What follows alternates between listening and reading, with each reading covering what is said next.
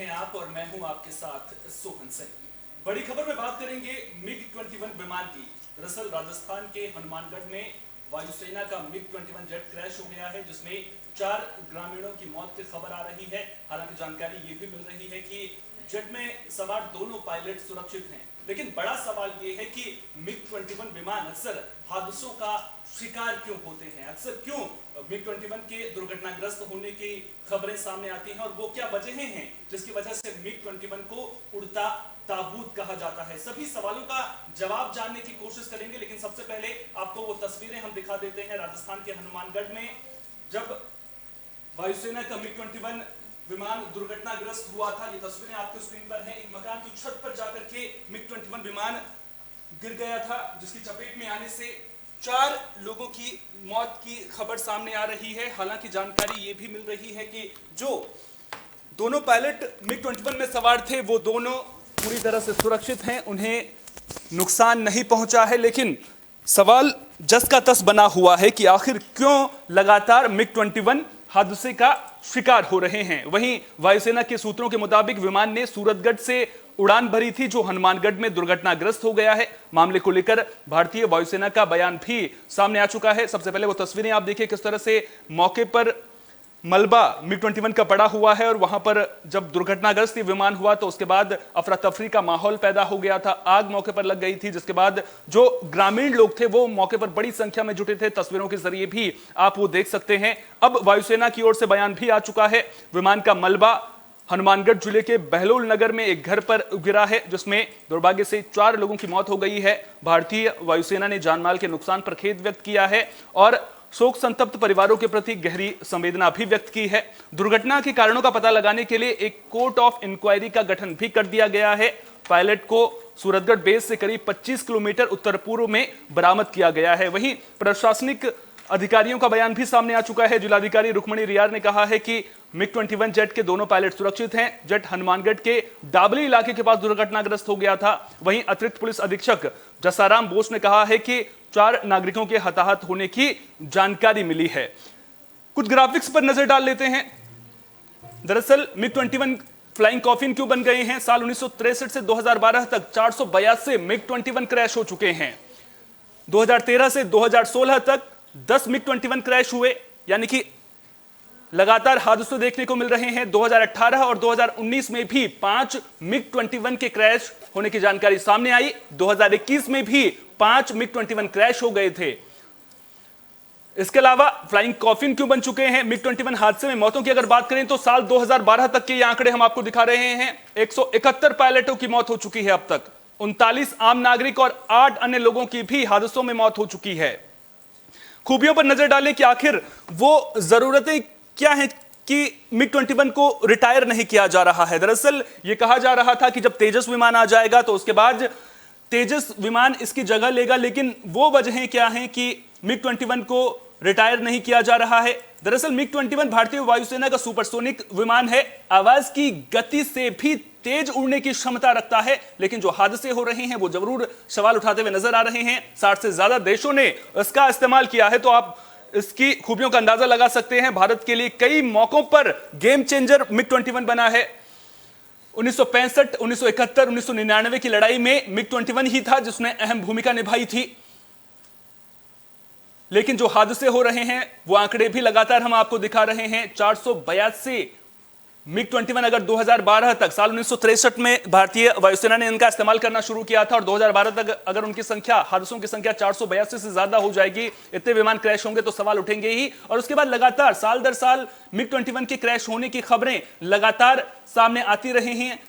आपको बता दें कि यह कोई पहला मौका नहीं है, इससे पहले भी विमान क्रैश हो चुके हैं। 28 जुलाई को राजस्थान के बाड़मेर जिले के पास जुड़वा सीटों वाले MiG-21 ट्रेनर विमान के दुर्घटनाग्रस्त होने में 2 पायलटों की मौत हो गई थी। भरतपुर में भी एक प्रशिक्षण अभ्यास के दौरान भारतीय वायुसेना के 2 लड़ाकू जेट सुखोई Su-30 और एक मिराज 2000 के दुर्घटनाग्रस्त होने के बाद एक पायलट की जान चली गई थी। एक विमान मध्य प्रदेश के मुरैना में तो दूसरा विमान भरतपुर में हादसे का शिकार हुआ था। पिछले हफ्ते जम्मू कश्मीर के किश्तवाड़ जिले में एक हेलीकॉप्टर के दुर्घटनाग्रस्त होने की जानकारी मिली थी। अप्रैल में केरल के कोच्चि में उस वक्त हादसा हुआ था जब एक तटरक्षक हेलीकॉप्टर लैंड कर रहा था। अरुणाचल में सेना के 2 हेलीकॉप्टर भी पिछले साल अक्टूबर में क्रैश हुए थे।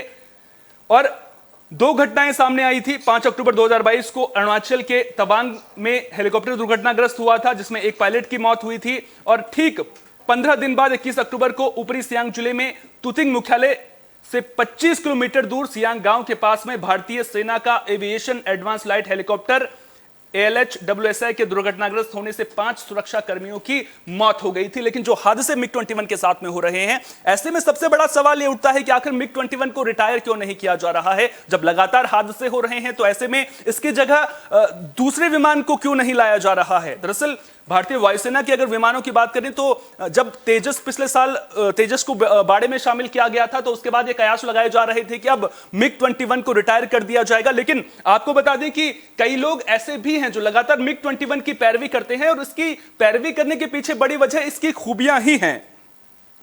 1970 के बाद से अगर आंकड़ों पर नजर डालें तो 170 से ज्यादा भारतीय पायलट और 40 से ज्यादा भारतीय नागरिक MiG-21 के दुर्घटनाग्रस्त होने से मारे गए हैं।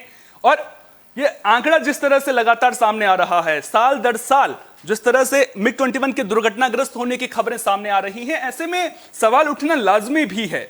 आपको बता दें कि MiG-21 सोवियत संघ में बने हुए विमान हैं और 60 के दशक में कोल्ड वार के दिनों में इन्हें वायुसेना में शामिल किया गया था ताकि हवा में उनकी मारक क्षमता को बढ़ाया जा सके। ये उस वक्त में बेहतरीन विमान माने जाते थे, लड़ाकू विमानों की श्रेणी में आते हैं। हालांकि यह सच भी है कि दुनिया भर में जो लड़ाकू विमान सबसे ज्यादा हादसे का शिकार हुए हैं, जिनकी सबसे ज्यादा दुर्घटना हुई है, वो MiG-21 ही है। अगर एक रिपोर्ट पर नजर डालें तो 1971 से 72 के बाद 400 से ज्यादा MiG-21 क्रैश हो चुके हैं, जो आंकड़ा हम आपको लगातार दिखा रहे हैं, जिससे 200 से ज्यादा पायलटों की जान जा चुकी है। साथ में इसकी वजह से 50 अन्य लोग भी इन हादसों की चपेट में आकर मारे गए हैं। और आपको याद दिला दें कि जब 2012 में कांग्रेस की सरकार थी तो उस वक्त रक्षा मंत्री AK एंथनी ने संसद में बयान भी दिया था और उन्होंने बताया था कि रूस से खरीदे गए 872 मिग विमानों में आधे से ज्यादा हादसे का शिकार हो चुके हैं। यानी कि आधे से ज्यादा विमान जो हमने खरीदे थे वो हादसे का शिकार हो चुके हैं। और कई ऐसे देश भी हैं जिन्होंने MiG-21 को रिटायर कर दिया है। जिस सोवियत संघ में ये बने थे, उस सोवियत संघ ने भी MiG-21 को रिटायर कर दिया है और आज रिटायर नहीं किया है। साल 1985 में सोवियत संघ ने MiG-21 को रिटायर कर दिया था। भारत में इनको रिटायर करने की अवधि कब की बीत चुकी है। भारतीय वायुसेना ने इसे अपग्रेड किया है, लेकिन उससे भी इसके हादसों को रोका नहीं जा सका है। अपग्रेड करना यानी कि किसी विमान में जो उसकी क्षमताएं हैं उसमें विस्तार करना, चाहे उसके इंजन की बात हो, चाहे दूसरे मैकेनिकल सिस्टम्स की बात हो, तो उसमें विस्तार जरूर किया गया है। और यह उम्मीद जताई जा रही थी कि विस्तार के बाद शायद हादसे देखने को नहीं मिलेंगे, लेकिन उसके बावजूद भी लगातार ये हादसे सामने आ रहे हैं।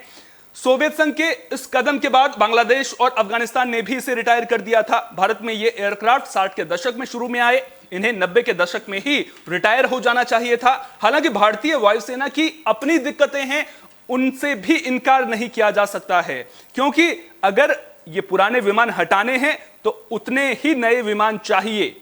अब MiG-21 को अगर आप हटाएंगे, दरअसल अगर MiG-21 को रिटायर करते हैं तो उसकी जगह पर कौन से विमान होंगे, यह बड़ा सवाल अभी जस का तस बना हुआ है। जब तेजस विमान की बात आती है तो यह कहा जा रहा था कि जब तेजस का प्रोडक्शन शुरू होगा तो उसके बाद MiG-21 को हटाया जाएगा, उसको रिटायर किया जाएगा। लेकिन अभी तक MiG-21 को इसी वजह से नहीं हटाया जा रहा है क्योंकि उसकी जगह लेने वाले दूसरे विमान वायुसेना के पास में नहीं है और वायुसेना की अपनी मजबूरियों से भी इनकार नहीं किया जा सकता है।